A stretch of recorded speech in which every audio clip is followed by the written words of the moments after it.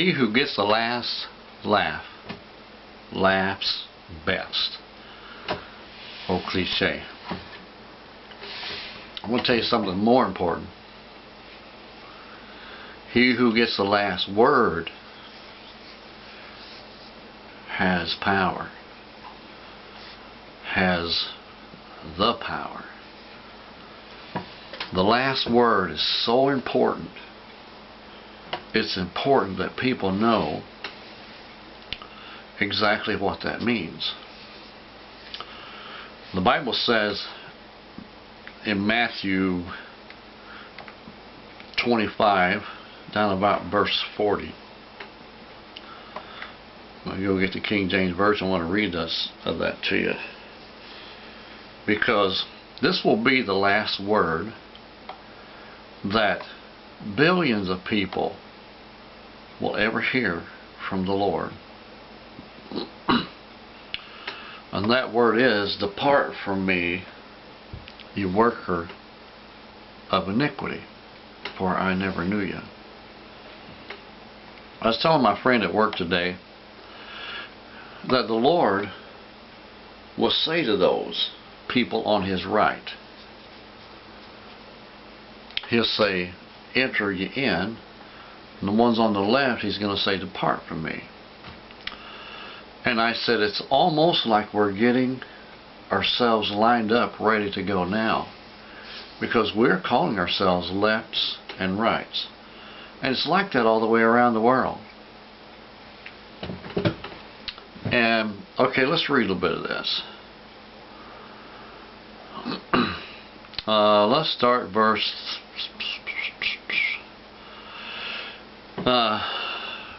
34. Then shall the king say unto them on his right hand, come, you blessed of my Father, inherit the kingdom prepared for you from the foundation of the world. For I was hungry, you gave me meat. I was thirsty, and you gave me drink. I was stranger, and you took me in. Naked, and you clothed me. I was sick, and you visited me. I was in prison, and you came to me. Then shall the righteous answer him, saying, Lord, when saw we thee hungered, and fed thee, or thirsty, and gave thee drink? And when saw we thee a stranger, and took thee in, or naked, and clothed thee? Or when saw we thee sick, or in prison, and came to thee? And the king shall answer and say unto them, truly I say unto you, insomuch as ye have done it to one of these least my brethren, ye have also done it unto me. And this is the Lord telling a story, a parable of himself on Judgment Day. And listen to this. Then shall he say also unto them on the left hand, depart from me, ye cursed, into everlasting fire. On his left hand, depart from me, into everlasting fire, prepared for the devil and his angels. For I was hungered, and you gave me not meat. I was thirsty, and you gave me not drink. And so on, to the opposite of everything he just said to the ones on the right. So, and it said in the very last verse, and these shall go away into everlasting punishment, but the righteous unto life eternal. That's the last word. That's what I'm talking about. It's important to know where the last word is coming from. Okay, and I want to tell you something. This is why this election is so important. I'm telling people, listen, you think the liberals are just going to let us walk away with this without some kind of battle, some kind of fight? No, they're mounting up. They're doing illegal things right now. You know, the people that volunteered to do the recount, they're all liberals. They're all liberals. Shocking, huh? No, they're all liberals. They're, at this moment, they're pulling something sneaky and underhanded. I put on Facebook Let me go get it. Where Hillary, they're promoting Hillary as she's some kind of a queen or something. They're promoting her as she is still in the running. They're advertising for Hillary still. What person, what loser, I'm asking you, what loser have they promoted in the past? When Hillary lost against Obama, how did they promote her? No, she was faded away, gone. Mitt Romney lost.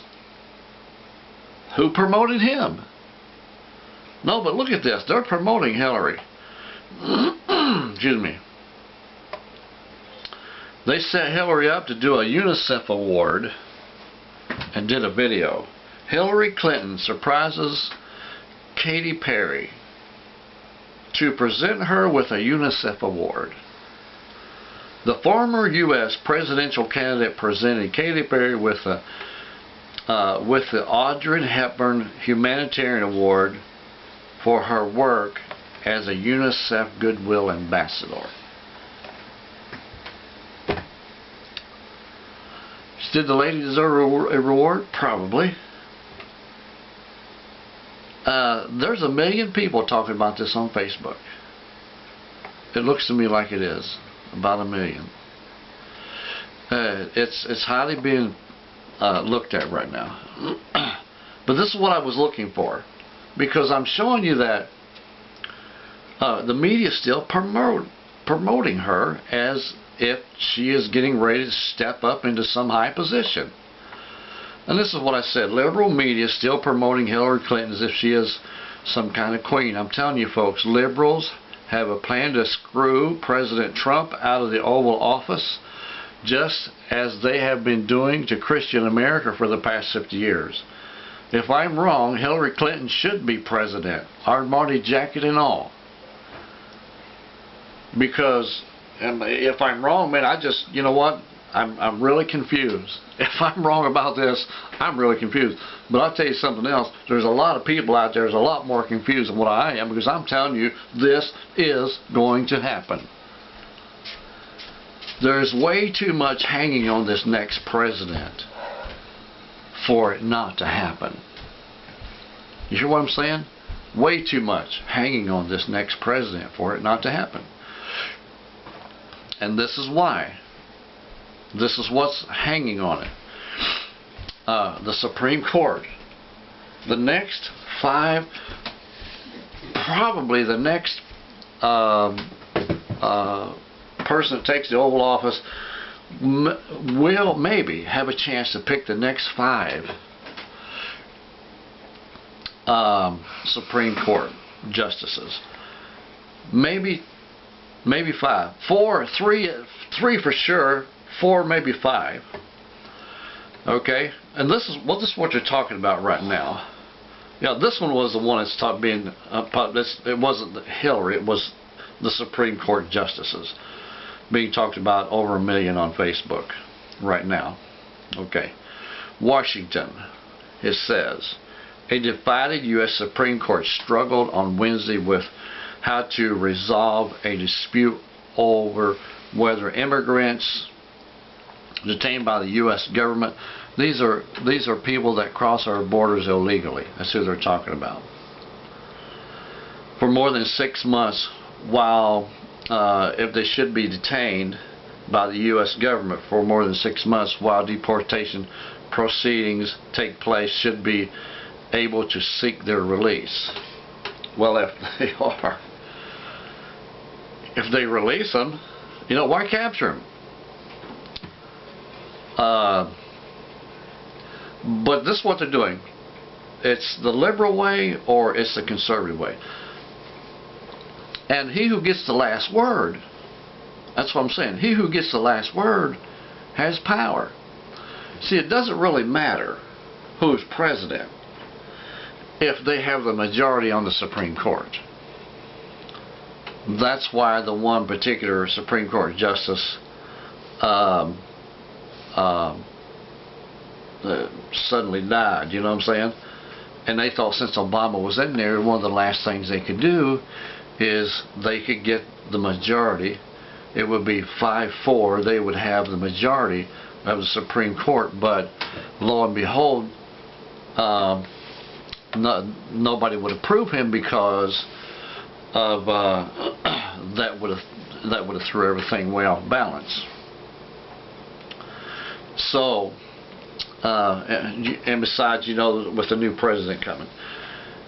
So, this is what it is. They're all trying to get in the last word. And whoever gets the most people on their side in the Supreme Court gets the last word. Supreme Court is the last word of this land. Okay? Right now they're short one member. There's only 8 Supreme Court justices, and there's supposed to be 9, because 9 is, you know, is break the tie type thing, and they're 4-4 split right now. And you know what? It's not 2 conservatives and 2 liberals going against 2 other conservatives, 2 liberals. No, it's 4 conservatives going against 4 liberals, and that's the deal. So that's what I'm saying. The one who gets the last word.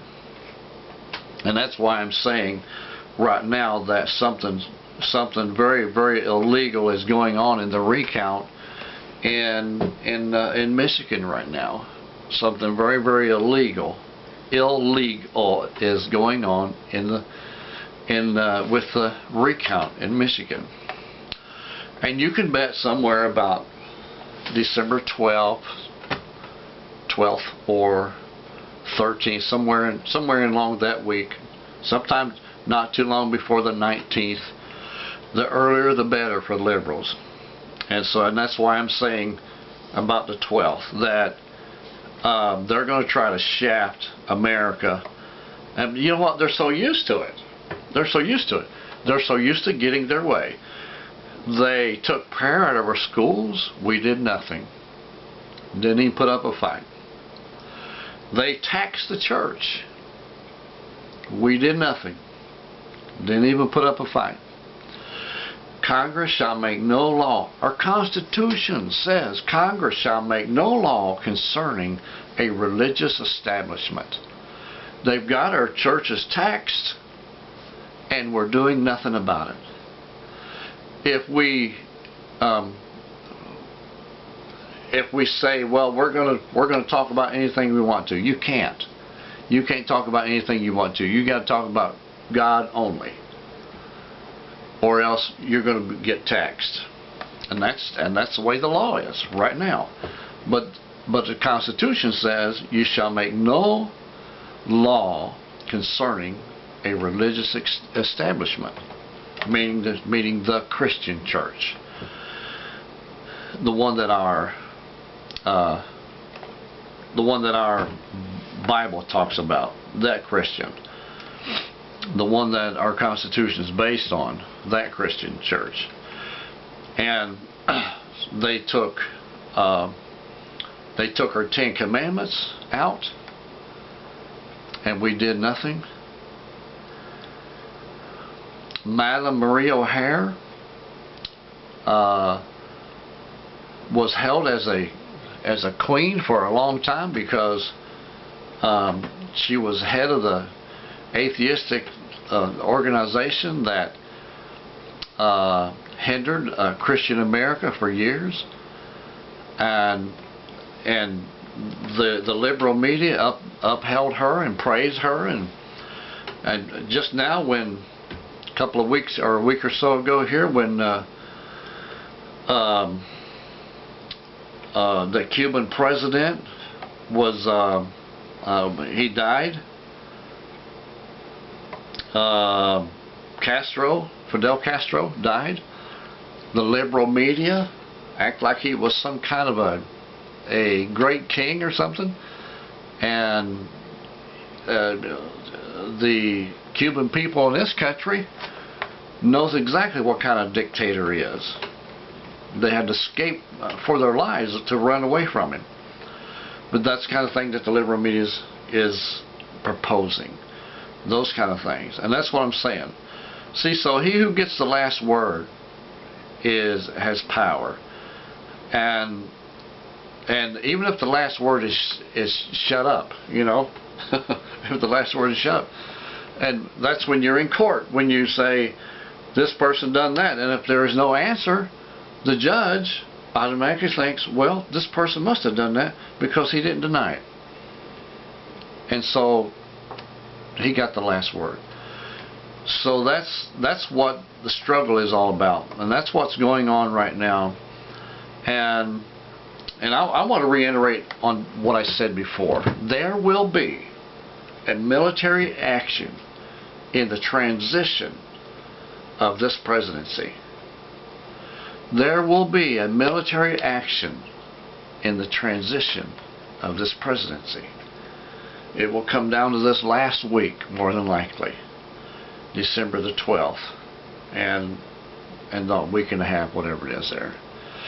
It'll probably come down to that area, but there will be a lot of serious stuff going on. In the media will wipe Hillary's butt. It's going to wipe Obama's butt. It's going to act. It'll be like that President Trump is the most evil man ever walked the face of the planet. And that's why I'm saying, you know what,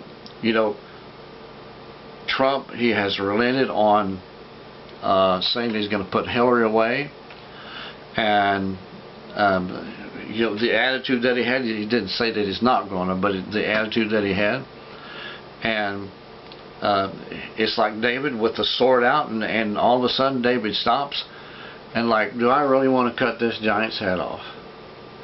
Yes. Yes, you want to cut the freaking giant's head off, because that's going to end the conflict. That's going to end it.